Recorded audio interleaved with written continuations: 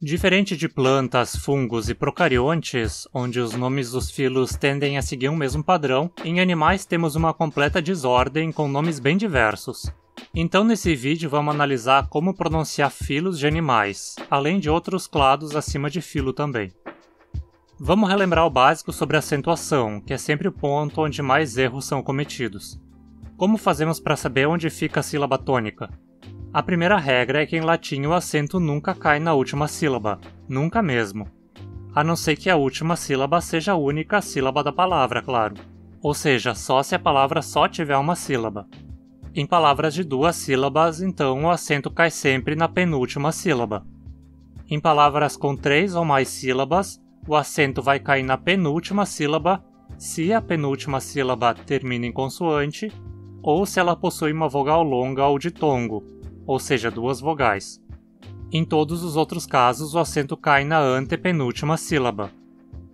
Vamos falar primeiro da própria palavra usada para se referir ao reino. Acho que aqui todos estão cientes de que a pronúncia adequada é animalia, certo? Mas por quê? Por que não dizemos animalia? A penúltima sílaba nessa palavra é li. Ela não termina em consoante, não tem vogal longa nem ditongo. Então não tem nenhum requisito para receber o acento.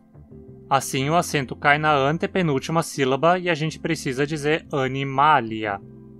Praticamente sempre que você encontrar um nome terminado em ia, você vai pronunciar como uma proparoxítona, porque esse ia é sempre curto e vai estar na penúltima sílaba. Então o mesmo se aplica aos nomes spiralia, cnidária, bilatéria, ambulacrária, deuterostômia, protostômia. Mas os animais também podem ser chamados de metazoa, né? E por que dizemos metazoa e não metázoa? Aqui a penúltima sílaba é zo. Ela não termina em consoante nem tem ditongo, mas tem uma vogal longa. O problema é que o latim científico não usa diacríticos, então uma vogal longa não é marcada e só resta decorar se uma vogal é longa ou curta. Mas à medida que você se familiariza com os radicais de latim científico, isso se torna mais fácil. Uma forma de conseguir isso é se inscrevendo no canal e acompanhando o conteúdo de latim científico que é produzido aqui. E ver se dá uma ajuda no engajamento também com comentários e compartilhamentos. Enfim, se metazoa é pronunciado como uma paroxítona, o mesmo vai ser válido para qualquer nome terminado em zoa, como placozoa, ecdysozoa, nefrozoa. Lembre-se de que PH se pronuncia como um F. Briozoa, rolfozoa, micrognatozoa, platitrocozoa. Lembre-se também de que CH se pronuncia como um K. Lofotrocozoa. As esponjas pertencem ao filo Porifera. Novamente, a regra da penúltima sílaba justifica a pronúncia como uma proparoxítona. A sílaba fe não possui consoante final, nem ditongo, nem vogal longa. Então o acento não pode cair aqui e dizemos porífera. Então outros nomes com a mesma terminação vão seguir a mesma lógica. Loricífera, rotífera, gnatífera. No filo ctenófora temos um caso parecido. A penúltima sílaba não tem requisitos para receber o acento, então ela passa para a antepenúltima sílaba. Ctenófora. O mesmo esquema serve para os nomes onicófora, scalidófora. Em nematomorfa, a penúltima sílaba agora termina numa consoante e, portanto, precisa receber o acento. Então também dizemos xenacelomorfa. Lembre-se de que a sequência OE é pronunciada como um E, xenacelomorfa. No filo cordata temos a terminação ata, que sempre tem o primeiro A longo e, como ele cai na penúltima sílaba, a palavra é sempre paroxítona, como também em hemicordata, lofoforata e equinodermata?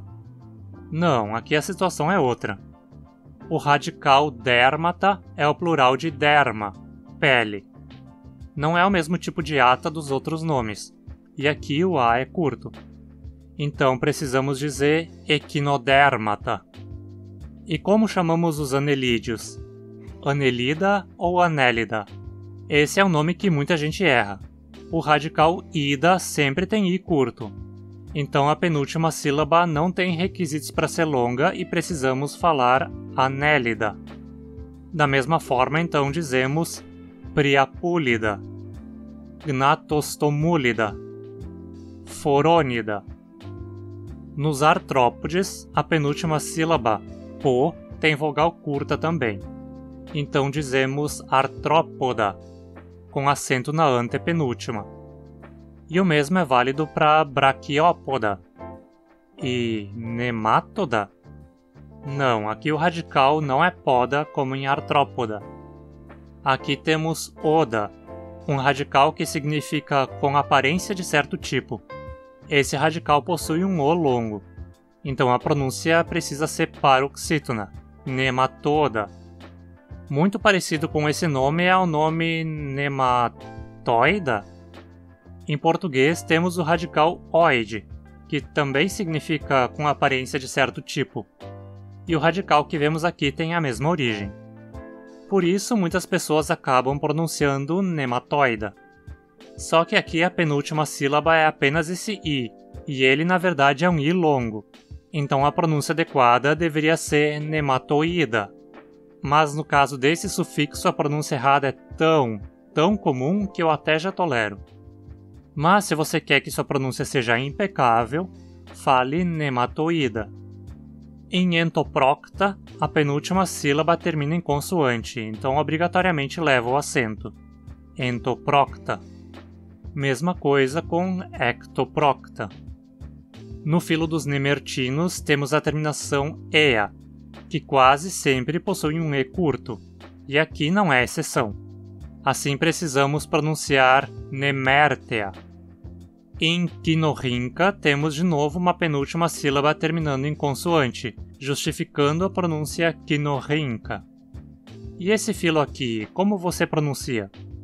Aposto que você diz gastrotrica, né? Pois não podia estar mais errado.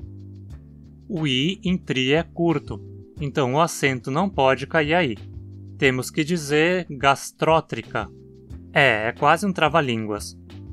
Todos os três próximos filos também possuem uma vogal curta na penúltima sílaba, então a pronúncia precisa ser com acento na antepenúltima.